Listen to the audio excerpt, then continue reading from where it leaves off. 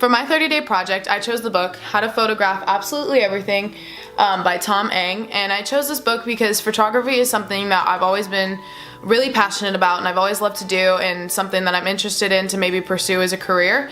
I've already started reading the book. It's really good and it has a lot of good pointers that I want to implement into my pictures and to make my skills better. The 4 different skills that I'm going to be working on throughout the course of the project are colors of the shore and crashing waves, portraits on sunny days and candid shots, fun pet portraits, and mountain views and colors of the sunset.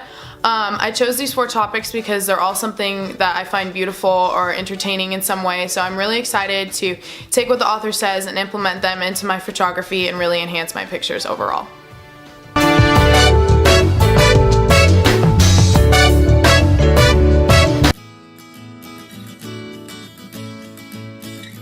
Okay, so the first week in my project, I'm going to be working on the skill Colors of the Seashore and Crashing Waves.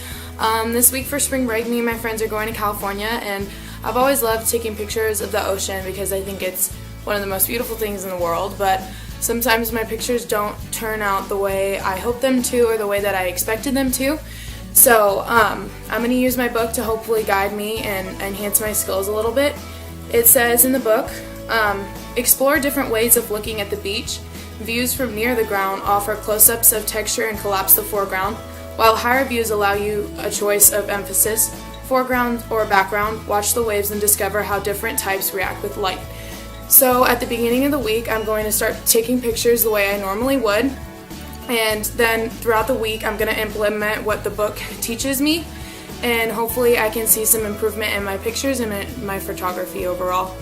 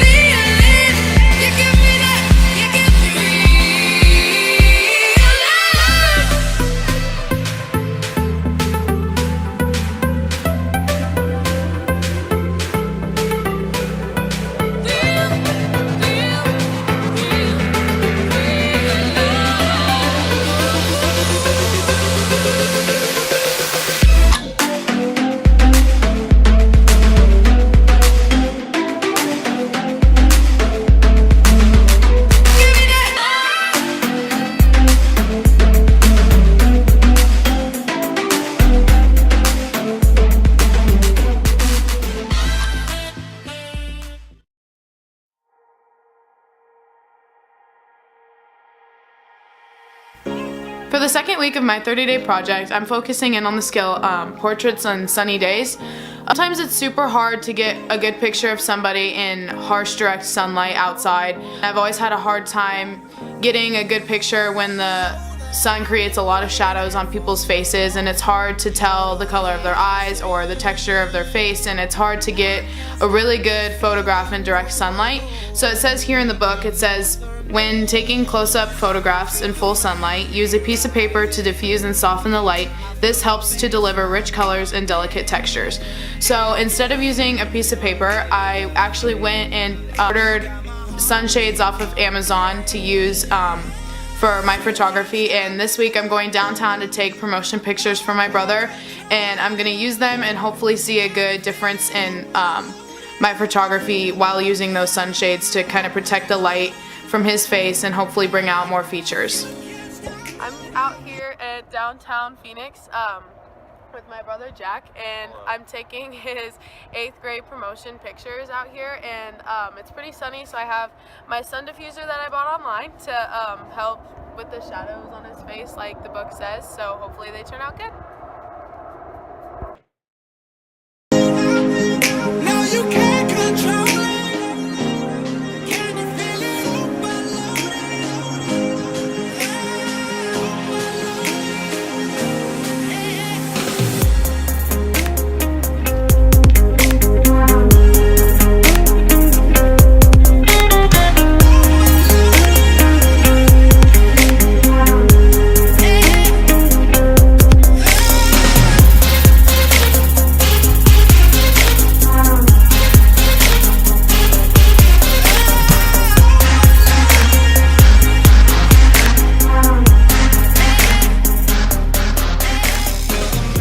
So as you can see, the pictures of my brother without the sunshade were super bright, and he was squinting, and they didn't really turn out very good because of the lighting was just so harsh. But the pictures with the sunshade really create like a dramatic effect on his face, and they also just bring out the color of his eyes because he isn't squinting, and the lighting is much easier to work with when it's shaded and when it's darker.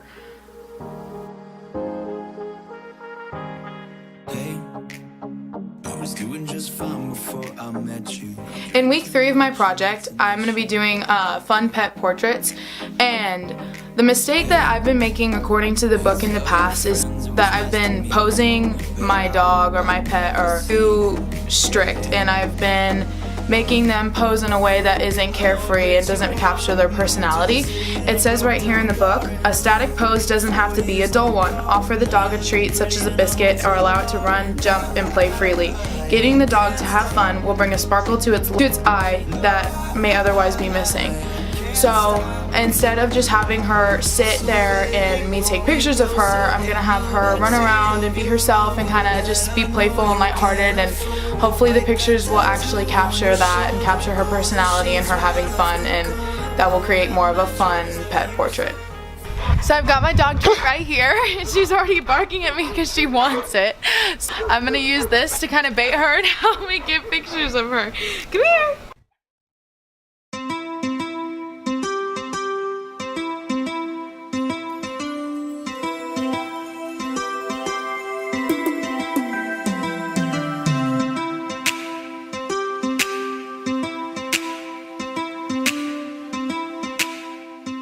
Kind of a challenge. I think I really got a few good ones though that capture the personality of my dog and really show that carefree look that the book was talking about. And even though she wasn't really cooperating, I think I got a few that'll work, and I can always touch them up to make them look a little more professional. So hopefully I can look at my pictures and be proud of what I found.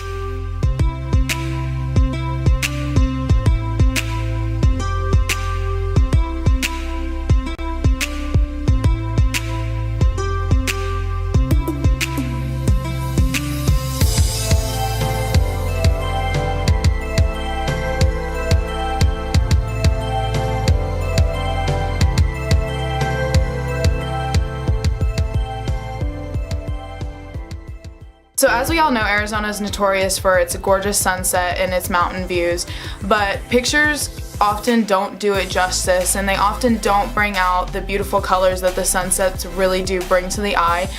So in week 4, I'm going to be working on the skill mountain views and colors of the sunset. It says in the book that waiting for the right light. When the sun is as low as possible, you can balance the light in the sky with the light on the foreground. Most people opt for the landscape format when shooting a sunset, but don't limit yourself. So that basically means you have to wait until the sun is at the absolute lowest so the colors do show up more and the colors are more vibrant. You need to make sure that zooming in on the actual sun can bring out more of the dramatic colors in the sunset, because if you're taking a picture from more far away, the colors aren't as vibrant, but if you take it closer, you can really tell the different colors, the oranges and the yellows and the reds and the pinks even. And it's really important to utilize the zoom on your camera because it'll bring out those colors that you wouldn't normally see if you had not. One of the nights that we have a gorgeous sunset, I am going to go out behind my house in the desert and hopefully capture a beautiful sunset photo. I'm waiting for the sunset to go down to try to get a good picture of it, and I have my mountain views right here, and I also have this mountain behind me, so I'm going to try and incorporate the mountain and the sun into one picture, and hopefully the sunset turns out pretty so I can get a good picture of everything.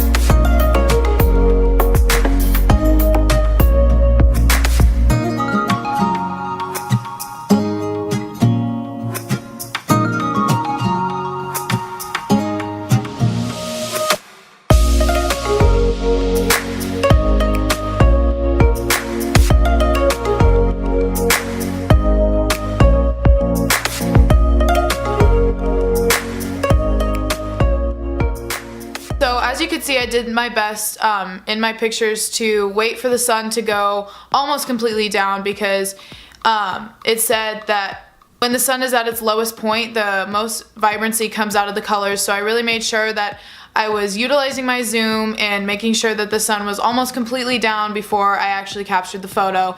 And I think that utilizing that landscape feature that the author talked about was also good, because it brought out those mountain views better, and it created more of a vibrant sunset picture.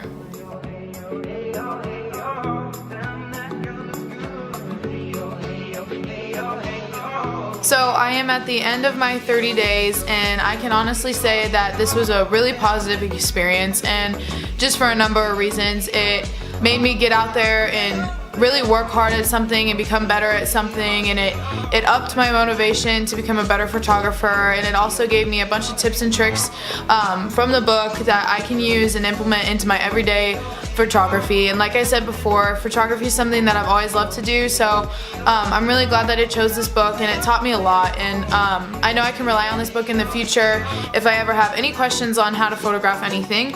I know I can find it in here, and I hope you guys enjoyed watching my 30-day journey, and I hope you guys had just as much of a positive experience as I did. Surely never act wild, very low key on the profile. Catching feelings is a no.